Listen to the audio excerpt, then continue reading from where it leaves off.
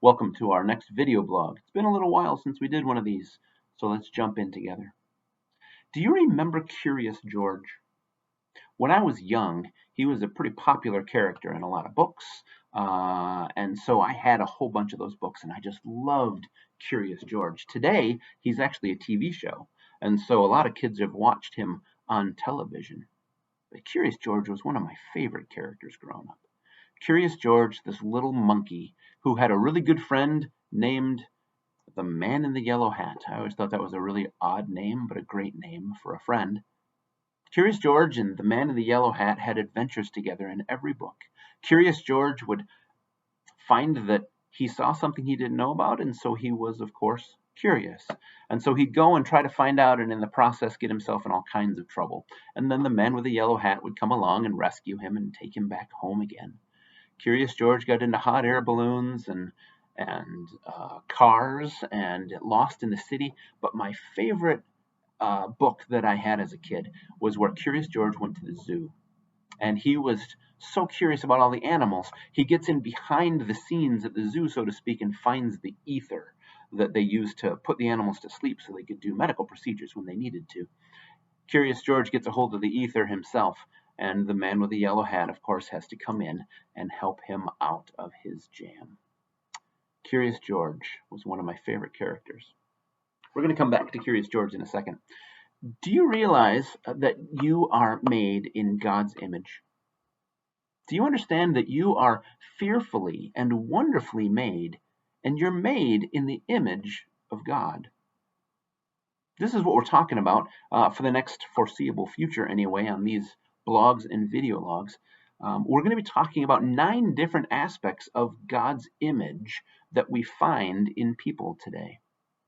These 9 different aspects, these 9 different ways that we reflect God's image in the world become the basis of a tool called the Enneagram. As a spiritual director, I use the Enneagram regularly. It is a tool used by Christian thinkers and mystics the world over for centuries to help us explore these 9 different aspects of God's image in each one of us. Now, the reality is that while each of us can identify most clearly with one of these 9 aspects, all 9 of them are a part of every one of us. And so as we talk through this in the weeks to come, I want you to think about each of these aspects, not just think about your particular aspect. Today, we're going to take a look at the aspect of curiosity, investigation.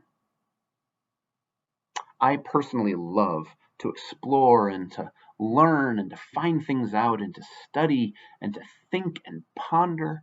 These are things I really enjoy. I would love nothing more than sitting on the beach by an ocean with a good book that I can read a few chapters in and then stop and really think about what it has to say. In college, I found this out, and so I became a psychology major. I knew that would help me in ministry, and I knew I was going to ministry at that time, but I also was just curious why people do the things they do and why they think the way they think.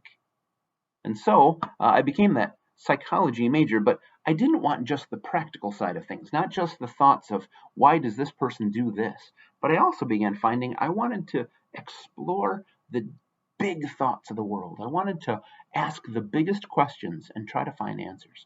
And so I became a philosophy minor. Because in my opinion, and most people's opinions, philosophy is where you ask the really big questions.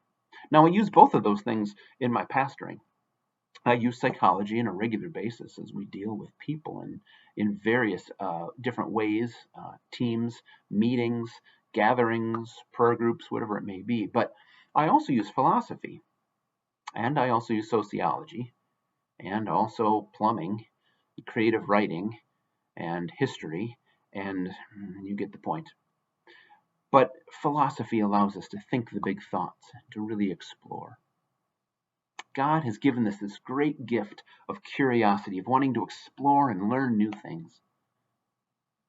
But oftentimes we take the aspects of God in our lives and we take them too far, or we twist them, and then they become dangerous.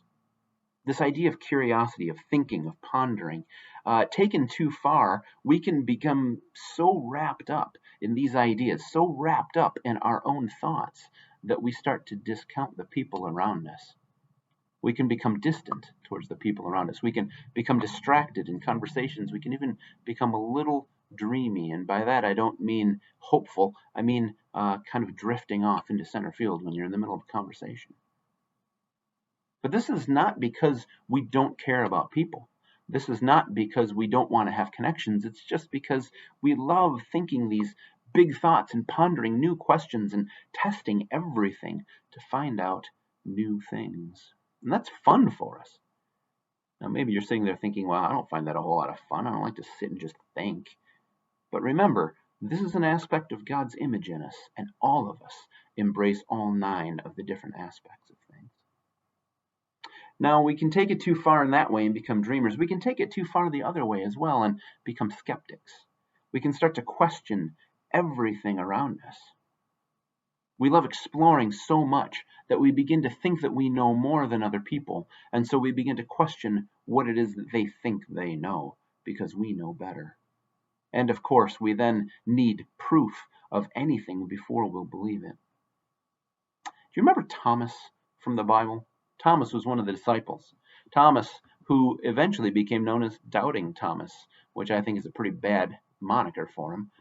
But when we find Thomas in his most famous interaction, Jesus had just died and then risen from the dead. He appeared to all the other disciples. And when he appeared to them, Thomas wasn't there. So when the disciples told Thomas about it, Thomas was, of course, skeptical. He wanted to experience Jesus for himself. So let me read to you from John's Gospel real quickly. Now Thomas was not with the disciples when Jesus came. So the other disciples told him, "We've seen the Lord." But he said, "Unless I see the nail marks in his hands and put my finger where the nails were and put my hand into his side, I will not believe." A week later, his disciples were in the house again, and Thomas was with them. Though the doors were locked, Jesus came and stood among them and said, "Peace be with you." And then he said to Thomas, "Put your finger here. See my hands? Reach out your hand and put it in my side. Stop doubting and believe." Thomas said to him, "My Lord and my God." And then Jesus told him, "Because you've seen me, because you've experienced me, you have believed. Blessed are those who have not seen and yet have believed." Thomas was that skeptic that we can become very quickly if we're not careful with this aspect of God in us. Our curiosity comes from God. It is a desire to explore and to understand and to learn, and that's a God-given gift. And so we can enjoy that. We just have to be careful not to lose ourselves in ideas, and especially not to lose our trust in God and each other. We have to fight the urge to become either a skeptic or a dreamer. For the skeptic, we don't have faith. We only have knowledge. And that's not what we believe. That's not our relationship with Jesus. On the other side, the dreamer tends to lose some of the relationships, which also are God-given gifts. So today I want to encourage you to foster that curiosity, but keep it in check. So go explore. Whether that means going online or going on a walk through the woods, go and learn something new today, whatever that may be. Explore around you, read a book, or just look at nature in a new and different way than you've done it before. Have a conversation with someone who you know knows more than you on a topic and learn from them. This is God's gift to you, so go and enjoy it. All right, tomorrow we're going to look at another aspect of things. But later on this week, we'll have another video blog. But after that, I want to encourage you to join us this Sunday at 9:30. You can go to our website, www.libcov.org, and there you'll find pointers that take you to our YouTube page where you can find our worship service. Join us for worship. Maybe you'll learn something new. All right, bye-bye.